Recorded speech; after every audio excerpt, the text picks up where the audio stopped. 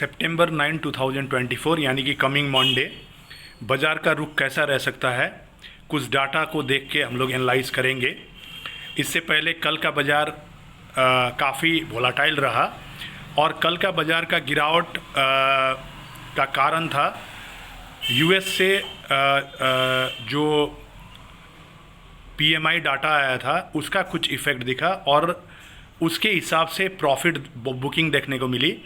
उस टाइम तक कुछ ऐसा ख़राब न्यूज़ नहीं था, तो ओवरऑल एक सिनेरियो बन के आ रहा है कि कल का बाज़ार कम्प्लीटली प्रॉफिट बुकिंग था और मंडे का बाज़ार भी कुछ हद तक गैप डाउन खुलेगा, मतलब कि प्रॉफिट बुकिंग होगा, वहाँ से बाउंस बैक होने का चांसेस है।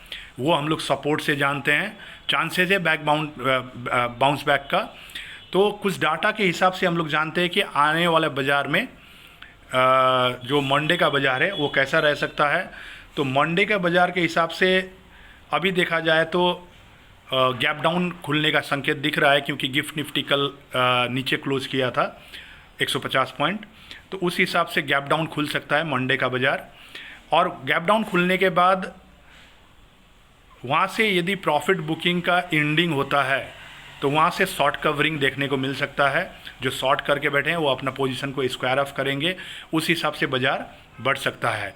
आइए कल का मंडे के लिए डाटा जानते हैं, डाटा के हिसाब से सेंटीमेंट कैसा रहने वाला है। तो पहला है DII FII डाटा। तो कल DII का नेट बाइंग हुआ है 2121 करोड़ का और FII वाले ने बेचा है 620 करोड़ का। तो नेट में बाइंग का पल्ला भारी है DII वालों का। नेक्स्ट है ऑप्शन चेन। ऑप्शन चेन के हिसाब से अभी बियरिश दिख रहा है, नीचे की तरफ दिख रहा है, जैसे कि मैंने 2 दिन पहले भी बताया था। ऑप्शन चेन के हिसाब से बियरिश फॉर्म हो रहा है PCR के हिसाब से। तो अभी भी ऑप्शन चेन के हिसाब से बियरिश है, जिस हिसाब से गैप डाउन खुल रहा है उसके बाद यदि डाटा चेंज होता है तो फिर बाउंस बैक दिख सकता है। तो ऑप्शन चेन के हिसाब से रेसिस्टेंस है 25,200 का इस एक्सपायरी का और सपोर्ट है 24,500 का। और टेक्निकल पिवट के हिसाब से पहला रेसिस्टेंस बन के आ रहा है 24,991 24,991 और नेक्स्ट रेसिस्टेंस है 25,130 25,130 का। सपोर्ट है 24,736 और यदि 24,736 ब्रेक करता है तो 24,342 दिख सकता है। मगर जहाँ तक उम्मीद है 24,736 एक स्ट्रॉन्ग सपोर्ट है, वहाँ से बाज़ार बाउंस बैक कर सकता है, क्योंकि profit booking generally profit booking and होने के बाद बाज़ार रैली शुरू करता है अपना। तो उम्मीद लगाया जाए, 100% कुछ नहीं होता है दोस्तों, एक प्रेडिक्शन है कि 24,730 20-30 अराउंड के लेवल से बाउंस बैक दिख सकता है, चांसेस ज़्यादा है, क्योंकि DII वालों का भी नेट बाइंग ज़्यादा है FII वालों से। तो कल US लेबर डाटा आया जो 1,42,000 नॉन फार्म पेरोल, मैंने शॉर्ट वीडियो भी बनाया था। US का जो लेबर डाटा आया है वो 1,42,000 नॉन फार्म पेरोल डाटा बढ़ा है, मगर एक्सपेक्टेशन था 1,64,000 का, उसके हिसाब से 22,000 कम आया है। तो इस हिसाब से एक US का रिसेशन फियर के वजह से एम्प्लॉयमेंट का रेट नहीं बढ़ा है वो रेट में जिस हिसाब से एक्सपेक्टेड किया गया था। तो इस हिसाब से एक US में रिसेशन का फियर अभी तक कायम है।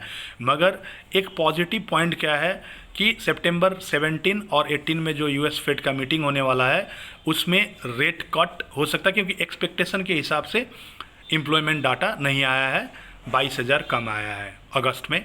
तो इस हिसाब से एक रेट कट के लिए एक प्रेशर बन सकता है जेरम पॉवेल को, US फेड चीफ को। तो उस हिसाब से यदि रेट कट और ज़्यादा होता है 102 बेसिस पॉइंट से भी ज़्यादा, तो अच्छा खासा बाज़ार में रैली आ सकता है आने वाले दिन में। तो एक पॉजिटिव पॉइंट है।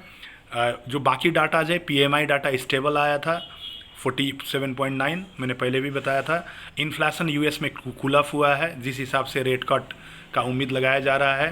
कंज्यूमर कॉन्फिडेंस डाटा अच्छा आया है और अभी जियोपॉलिटिकल टेंशंस, जियोपॉलिटिकल सिचुएशंस जैसे चल रहा था उसी हिसाब से चल रहा है, कुछ खास चेंजेस नहीं है उसमें।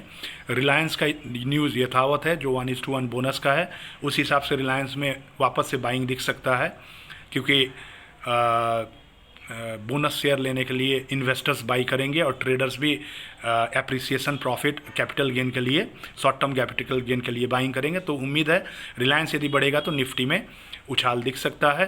तो ये था एक बाज़ार का प्रेडिक्शन मंडे का। इस हिसाब से एक माइंड बैकअप बना के सपोर्ट रेजिस्टेंस हो गया, DIFI डाटा हो गया, तो ये सारी चीज़ें देख के अभी बाई एंड डीप ही जाने का एक माहौल दिख रहा है दोस्तों। तो इस हिसाब से आप लोग प्लान कर सकते हैं अपना जो भी चीज़ें हैं। और यदि 24,736 का जो सपोर्ट भी तोड़ता है तो कुछ हद तक नीचे दिख सकता है, मगर उम्मीद है वहाँ से बाउंस बैक हो सकता है। Thank you all of you, all the best.